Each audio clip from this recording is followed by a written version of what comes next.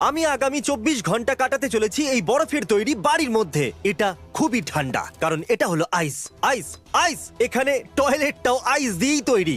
আরে ভাই, এর সিট কতই না ঠান্ডা। খুবই মুশকিল হবে এটা। আমার কাছে বসবার মতো জায়গা নেই। দরজা বন্ধ করো। এর বরফের দরজা 272 কিলো ওজনের।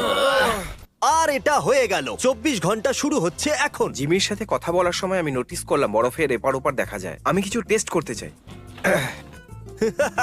এই জিমি, এটা দেখা যাচ্ছে? আমার পেছনটা ভিজে গেল।